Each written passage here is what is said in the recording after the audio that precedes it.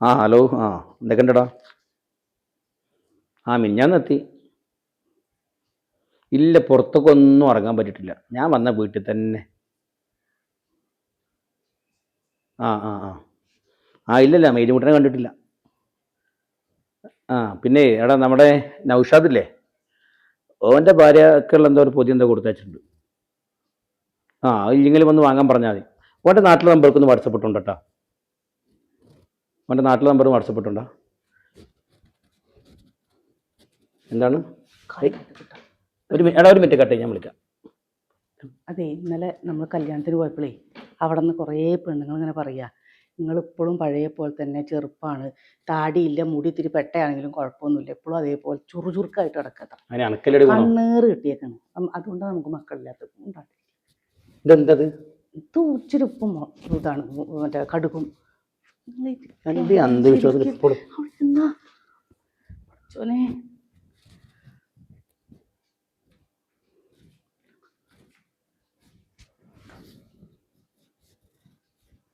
എന്താ എനിക്ക് ഭ്രാന്തുണ്ടോ?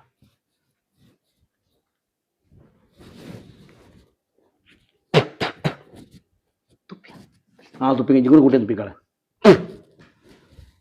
മക്കളുണ്ടാവും, കാര്യമില്ല, അടുപ്പിലിടണം പോയിട്ട്. എടാ, പിന്നെ അത് ഓളന്നെ, അല്ലാണ്ട് ആരാ വരാനുള്ളത്? ഇപ്പം ഞാൻ അതാ പറഞ്ഞു, ഇപ്പം ചോദിച്ചില്ലേ, അതിനുള്ള മറുപടി ഇപ്പോൾ പറയാൻ പറഞ്ഞത്. ഇപ്പോഴും ഓളി ഉഞ്ഞു വാങ്ങലും ഫുൾ ടൈം 24 മണിക്കൂറും ദിക്കറും ദസ്ബിൻ പ്രാർത്ഥനയും കാര്യം തന്നെ.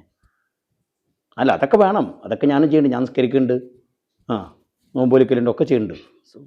ഇതൊന്ന് മനസ്സിലാക്കുന്ന കാര്യം. എന്നോട് തുറന്നു പറയാനുള്ള സ്വാതന്ത്ര്യം ഉണ്ടല്ലോ. ഞാൻ വന്നിട്ട് 3 ദിവസമായി. 3 ദിവസമായി ഞാൻ വന്നിട്ട്. ഇന്ന് വരെ സ്നേഹത്തിൽ ഒരു ഭാര്യയും ഭർത്താവുമ്പം വന്നാൽ എന്തെങ്കിലുമൊക്കെ ഒരു ആഗ്രഹങ്ങൾ മനുഷ്യന്മാരല്ലേ ഉണ്ടാവില്ല. ആൾക്കാരനല്ലേ. നമ്മുടെ ആക്കാട്ടിൽ വെറുകുല്ലക്കാട്ടിൽ തിരിയില്ല എന്ന് പറഞ്ഞിട്ട് ഓടി വരുന്നതാണ് അവനാണ്ട് നാട്ടിലേക്ക്. കുട്ടികളില്ലാത്ത വിഷയവുമായി ബന്ധപ്പെട്ട് ഇനിയിപ്പോൾ അങ്ങനെ എന്തെങ്കിലും ഇതാണെങ്കിൽ നോക്കിയിട്ട് വെച്ചാൽ, ഇപ്പോൾ കഴിഞ്ഞ തവണ ഞാനോട് ഉംറക്കും പോയി. ഇനി ടെസ്റ്റും ചെയ്യാൻ ബാക്കില്ല, എല്ലാ ടെസ്റ്റും ചെയ്തില്ലേ. ഇനിയിപ്പോൾ എന്താ ടെസ്റ്റ്? രണ്ടാൾക്കും ഒരു കുഴപ്പമില്ല. പക്ഷെ ഓളി SP കയ്യിൽ നിന്നൊക്കെ ഉണ്ടേ. ഞാൻ വിളിക്കാം.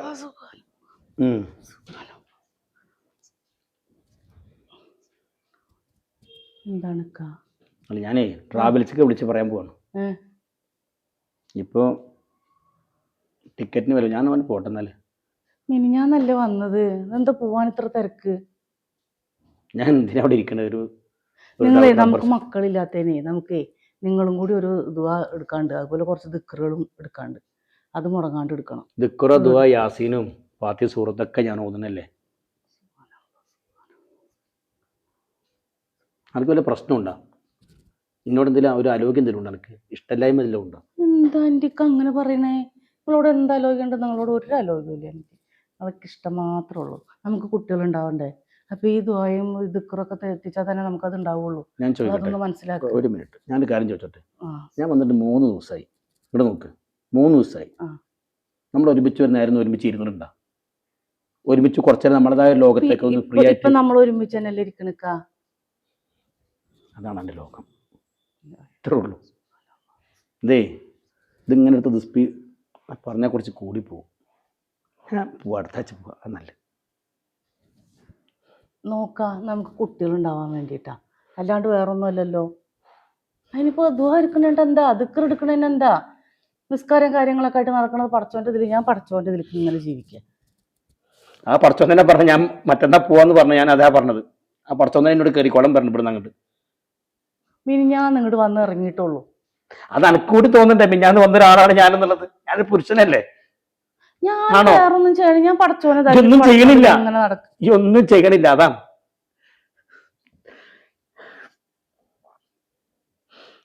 ചില ആളുകളൊക്കെ നാട്ടിൽ പോയി വന്നിട്ടുള്ള കഥകൾ പറയുമ്പോ നിങ്ങൾക്ക് എന്നെ പറ്റാണ്ടായില്ലേ? പറ്റൂലെന്ന്. ഞാൻ ഇത്രയും ടിക്കറ്റിന് പൈസ ചെലവാക്കി ഇങ്ങോട്ട് വരേണ്ട കാര്യമുണ്ടോ?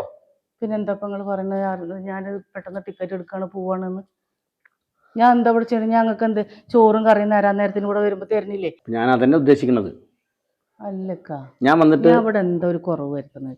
ഈ വീട് നല്ല വൃത്തിയും ഇതിനും കൊണ്ടടക്കണില്ലേ? നിങ്ങൾ വരുമ്പോ ചോറും കറി വെക്കണില്ലേ? പണിയൊക്കെ അലക്കണില്ലേ? ഒക്കെ വൃത്തിയാക്കി തരുന്നില്ലേ? ഇനി എന്താ വേണ്ടേ? ഇതന്നെയല്ലേ ഞാൻ ചെയ്യണേ. ഇത് ഇനി നമുക്ക് മാത്രമാണ് നമ്മുടെ ഒരു ജീവിതത്തിൽ ഭാര്യയുടെ കടമ. ഇക്കഴിഞ്ഞ് നമുക്ക് നമ്മുടെ ജീവിതത്തിൽ വേണ്ടത് ഒരു കുട്ടിയാ. അതിനാണ് ഞാൻ ഈ ഇതിന്ന് എത്തിക്കണത്. ഞാൻ ചോദിക്കട്ടെ, നിങ്ങളൊന്ന് നമ്മളെ മനസ്സിലാക്ക്. കല്യാണം കഴിഞ്ഞിട്ട് എത്ര വർഷമായി? 7 കൊല്ലായി. 7 കൊല്ലമായി. 7 കൊല്ലത്തിനടുക്ക് നമ്മുടെ ഒരു ഭാര്യ ഭർത്താവിന്റെ സ്നേഹത്തെ ജീവിച്ച എത്ര ദിവസം പറഞ്ഞോണ്ട് എൻ്റെ ഓർമ്മ രണ്ടു പറഞ്ഞ നിങ്ങൾക്ക് അത് മാത്രമേ ഉള്ളൂ. പറഞ്ഞോടി. വെറും 3-4 ദിവസം കേൾക്കണ്ടോ? ആണോ അല്ലേ? ആവുമായിരിക്കും. അവിടുന്ന് എൻ്റെ തലയിൽ അവിടുന്ന് കയറിയതാണ് ഇതിൻ്റെ ഒരു ഇത്. ഇജ്ജ് ഞാൻ ചോദിക്കട്ടെ, ഇജ്ജ് ഇനി എല്ലാ കൊടി വെച്ചെടുത്തും ഞാറം മൂടാനും വളക്കത്തിക്കാനും ഇജ്ജ് പോകുന്നുണ്ടല്ലോ, ഉണ്ടോ? ഞാൻ നയിച്ചാലും 3/4 പൈസ അങ്ങനെ തന്നെ കളഞ്ഞു കണ്ടത്. അതൊക്കെ അനാചാരങ്ങളായിരുന്നു. എന്നിട്ട് കാര്യമില്ല. അള്ളാഹുവിൻ്റെ റസൂലിനെ വിശ്വസിക്കുക. അത് ഞാനും വിശ്വസിക്കുന്നുണ്ട്. നോമ്പ് ഇതൊക്കെ ഞാനും ചെയ്യുന്നുണ്ട്. സക്കാത്തൊക്കെ കൊടുക്കുന്നുണ്ട്. ഒരു കാര്യമുണ്ടല്ലോ, അതിൻ്റെ അമിതമായ വിശ്വാസം ഉണ്ടല്ലോ, അതത്ര നന്നല്ല. ഒരു ഭർത്താവ് ചിന്തിക്കണം ഭാര്യ സ്വർഗത്തേക്ക് പോകണോ പോകണ്ടെന്നുള്ളത്. നിനക്ക് അതറിയോ? എന്നെ വെറുപ്പിച്ചാൽ അള്ളാഹു എനിക്ക് മാപ്പ് തരട്ടെ. നിസ്കരിച്ചോ, നടക്കട്ടെ, കാര്യങ്ങളൊക്കെ നടക്കട്ടെ. അള്ളാഹുവേ, എൻ്റെ കാക്ക് നല്ല ബുദ്ധി കൊടുക്കണേ. അതിൻ്റെ തലയിൽ ഇതൊന്നും കയറൂല റബ്ബേ. അതിന് ക്ഷമ കൊടുക്കണേ, അതിനോട് ക്ഷമിക്കണേ. വാവിട്ട് എന്തെങ്കിലും പറഞ്ഞു കഴിഞ്ഞാൽ നീ അതിന് വേറൊന്നും ഇതാക്കരുതേ. അച്ഛനെ, ഞങ്ങൾക്കൊരു കുഞ്ഞിക്കാല് കാണാനുള്ള അനുഗ്രഹം ഉണ്ടാക്കണേ. അള്ളാഹുവേ, എൻ്റെ ഇക്കാനോട് ദേഷ്യമൊന്നും തോന്നരുതേ. അതാ പറയണത് അപ്പം പറയണത് മാത്രമേ ഉള്ളൂ. അല്ലാ, ഞങ്ങൾക്കൊരു കുഞ്ഞിക്കാല് തന്നെ അനുഗ്രഹിക്കണേ. സുബ്ഹാനല്ലാഹ്.